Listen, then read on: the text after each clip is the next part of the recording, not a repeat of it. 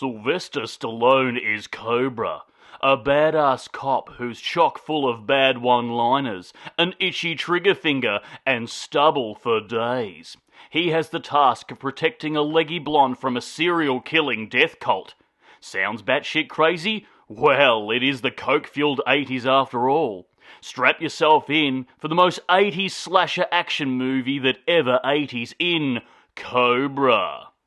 Hello there, you loose units, and welcome back to another episode of Spicy Boy Rewind Reviews, where we go back and have a look at an absolute cult classic. And yes, we are delving deep here into the 80s with the Sylvester Stallone slasher action flick Cobra. Released in 1986, directed by George P. Cosmatos. George P. Cosmatos. No.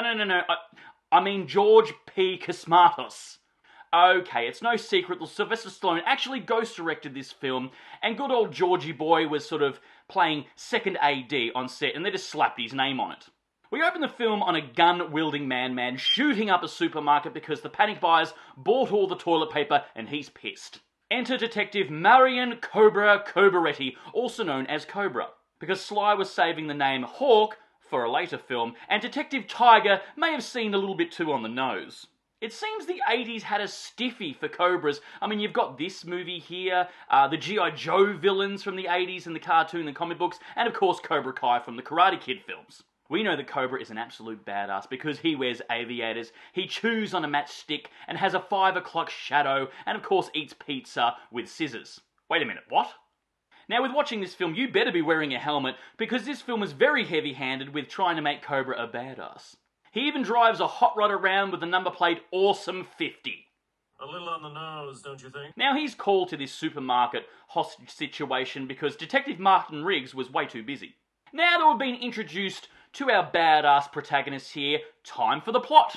It's a pretty simple plot, really. We have a serial-killing, bikey death cult here who is terrorizing the city, killing people at random, and the city is all up in arms of who's doing this. Well, someone's been watching the 1979 Mad Max film.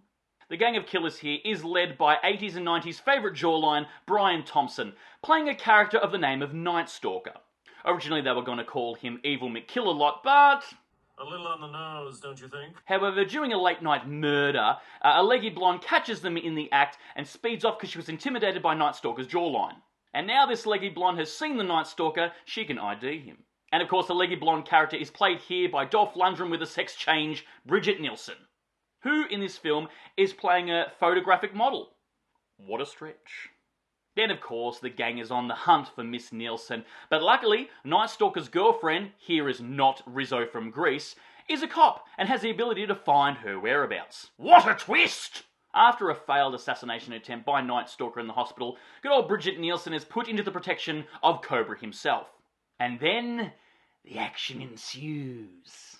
Of course, it all leads up to a big epic shootout in a small town full of explosions, flying bullets, and some of the shittest zinger one-liners. Apparently this film is based on a book by the name of Fair Game. But there are also rumours that this movie is a result of Sly's version of Beverly Hills Cop. See, he was cast in the title role for that film at the time of Axel Foley. But with his rewrites of the scripts, they're a bit too dark and violent and stuff like that. So he dropped out of that film, and then we get Cobra.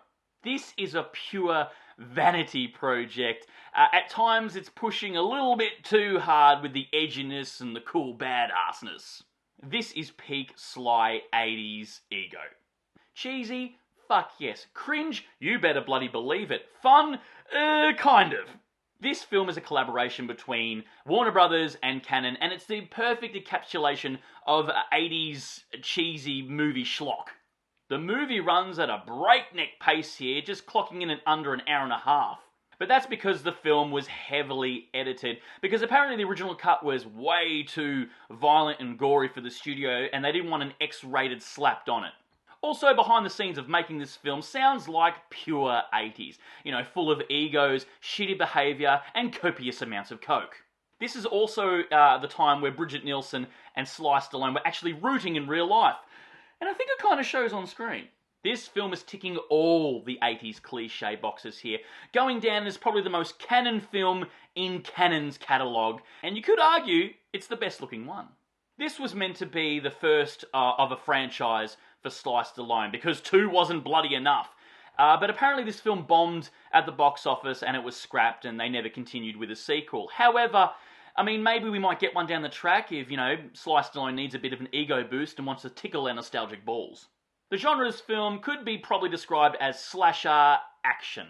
The only other film I can think of off the top of my head with that sort of mashup of genres was The Terminator, but I'm pretty sure that's probably a coincidence. It's the perfect time capsule for 80s schlock. Do I recommend watching this film? Absolutely, it's an absolute cult classic. I would say watch it as a slumber party with a bunch of friends with lots of alcohol, and back it up with a double feature with Commando. But guys, that's my rewind review of the cult classic Cobra. You've probably seen it already, and if you haven't, what are you doing with your life? Write down below what other schlocky movies from Sly Stallone you might want to see me review in the future, and I bloody well will. And of course, if you made it this far into the episode, please give me a thumbs up because your love and support keeps me going, because I just love movies, and I assume you do as well. And of course, don't forget to hit that subscribe icon because we give out episodes weekly, and we'll see you back here next week for the next review, and until then, stay spooky, kids.